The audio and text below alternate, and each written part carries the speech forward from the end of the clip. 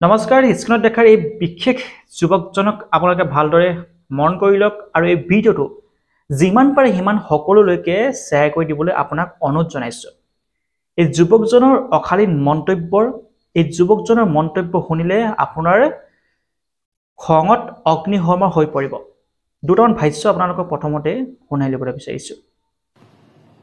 কোন হয় চুটমানে কোন হয় তহঁত লাৰা জুবিন মৰিলে বুলি ষ্টেটাছ লগাই দিছে মৰক নাই মৰিব দে না তাক চুট মাৰা নাক কেলা ইমান ঘবন্দি ইমান মতলবী মানুহ কেলা মৰিবই ন ইমান মতলবী হ'ব নালাগে টপত আছো বুলি কৈ মানুহক দেখাব নালাগে আমাৰ ৰাজীৱ ভটিয়াক কি কৈছিলে চুট মাৰা নাকি চিনি নাপাওঁ বুলি কৈছিলে মা তাত চুট চালা কেনেকুৱা লাগিছে এতিয়া নিউজত দেখিছোঁ ই গোটেইখন কান্দি গুনি আচৰিত এজন অসমীয়া হিচাপে অসমৰ ভূপেন হাজৰিকাৰ পিছত অসমৰ যদি এজন যদি জ্যেষ্ঠ শিল্পী আছে সেইগৰাকী হৈছে জুবিন গাৰ্গ।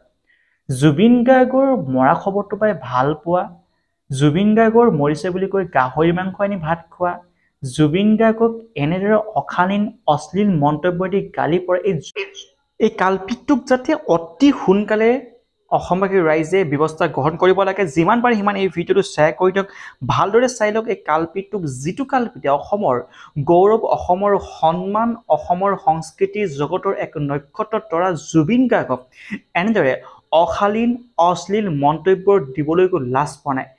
এনে মন্তব্যসমূহ ইয়াৰ ভাষ্যসমূহ শুনোৱাৰ কাৰণ এটাই যে স্কিপ কৰিব নোৱাৰিলোঁ। আচলতে যিমান বেয়াকৈ কৈছে আচলতে শুনাবলৈ লাজ লাগিব লাগিছিলে আমাৰ, আচলতে স্কিপ কৰিলেও যে আপোনালোকে শুনা নাপাব ইমানেই অশালীন মন্তব্য। সঁচাকৈ এইবিলাক উঠি অহা নৱপ্ৰজন্মৰ এই এনেকুৱা ধৰণৰ মানুহৰ মূৰত কিবা বিকৃতি ঘটিছে নেকি তাক লৈহে চিন্তা হয়।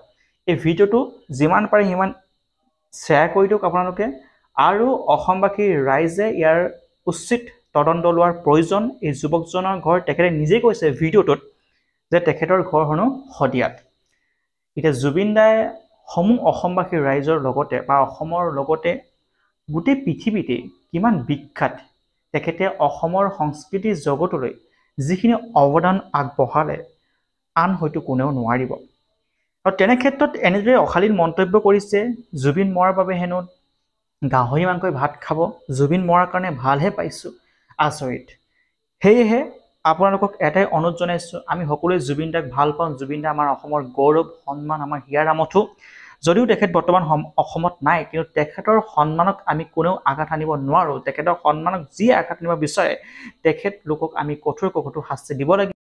যিমান পাৰে সিমানে এই ভিডিঅ'টো শ্বেয়াৰ কৰক আৰু এইজনৰ বিৰুদ্ধে যাতে কঠোৰ শাস্তি ল'ব পাৰে।